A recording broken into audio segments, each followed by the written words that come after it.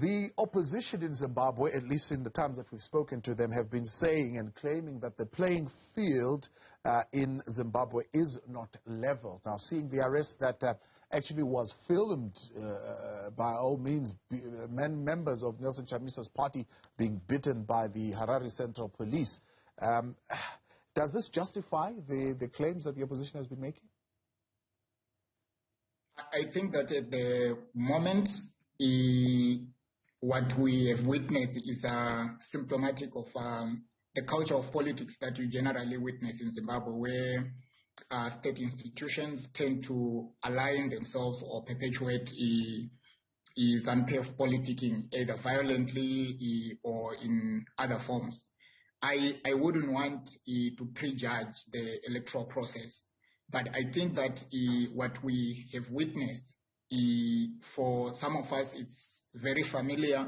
It has happened before in every election in Zimbabwe, and it is an indicator that when ZANU-PF is under pressure, it will rely on the police, on the military, on the courts, on ZEC itself, and that actually subverts the electoral process and skew it in favor of the ruling party and the government. Yeah. So it's within the right of the opposition to make such claims, but beyond that, they also have to be proactive to document these things and test them in the courts of law, so that the international community and African countries and other citizens get the information beyond any reasonable doubt that that is the case. Otherwise, you cannot prejudge or disapprove an electoral process on the basis of an isolated situation, as it were.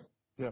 But is it not the job of the Zimbabwe Electoral Commission to level this playing field? And do you think they've completely abandoned that role? They no longer care about at least preserving and protecting their integrity? Because here, in some instance, they would be perceived as actually not being objective. I think that in terms of the law, the role of the Zimbabwe Election Commission is very specific. They administer, they run elections, they also influence the process. But what is happening in this situation is a situation where the law is very clear about procedures and processes relating to the Zimbabwean electoral system, and key individuals, but also the system, key players within the ZEC, within the police, are influenced not necessarily through the law, but through the informal politics through which ZANU-PF coerce all these actors in different institutions to behave and act as is dictated by the ruling party. So I think that unless the opposition political parties push ZANU-PF to comply with the law, these key organs of the state do not have the capacity to change the process, to change behavior, because then they are isolated and faced as individuals, not as an institution, and they would be severely punished. So what I'm saying is that the opposition political parties, and in this case the CCC, should be doing more to expose the ZANU-PF. Isolated targeting of ZEC itself may not help, but maybe escalating the situation and making sure that President Mnangagwa is bound to what he says, is bound to his word, and it's made very clear to him that he has the responsibility to create conducive conditions for a free and fair election in Zimbabwe. Is important. Yeah. Why do you think has no one really challenged these stricter regulations and rules that have been put in place? For example, no chanting of slogans, no busing of supporters, when it is clear that these particular rules have been designed and meant for one party but not for another? In the first place, we have to say that these things just come from the police and whoever signed up to them. They are not part of the law. They do not belong with the Zimbabwe Constitution. The Zimbabwe new Constitution, is drawn from the 2013 process, is very clear on protecting human freedoms, freedom of association and expression and so on. So these are randomly crafted informal regulations that are just used during an electoral process to undermine such. I don't know, and I wouldn't say second guess why other opposition parties, including the Triple C, are not proactively taking these issues to court. But I think that it's not enough to just go to the courts with some of these flimsy claims, although they are very dangerous in terms of how they are applied to treat the citizens. I think they require a political solution. They require political action.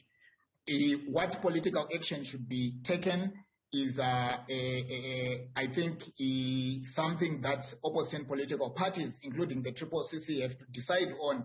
How do they confront or engage ZANU-PF to say, in a democratic society that they aspire for, this is unacceptable, and they would not accept it at the moment. Yeah, we've seen some footages, videos at least online, of the youth in particular in the early hours of the morning beating some of the roadblocks that were put in place, desperate to go to this rally that Nelson Chamisa was actually putting up. Is this a sign of anything? Are they defining, I suppose, what is to happen going forward, particularly when these elections are being held? It's a sign of pent-up anger. It's a sign of frustration among the youth. It's a sign that the youth want to express themselves, and where they are constrained, they will eventually take the law into their own hands. And I think it is a very dangerous indicator potentially of what could happen given the socio-economic situation in Zimbabwe, where you have huge numbers of youths who are unemployed and basically surviving from the informal economy. But we know from the history of Zimbabwe that some of the things that are done by the ruling party are basically provocative, and if the opposition allow the youth to behave irresponsibly, then ZANU-PF will use that to further impose repressive formal and informal regulations to constrain freedom of association and freedom of expression.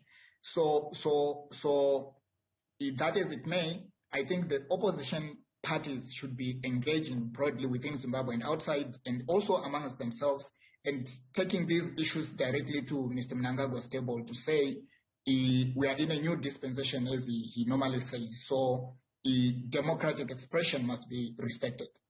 Is there room for international players, international monitors to come in and, I suppose, monitor the situation and have a voice in what is going on currently?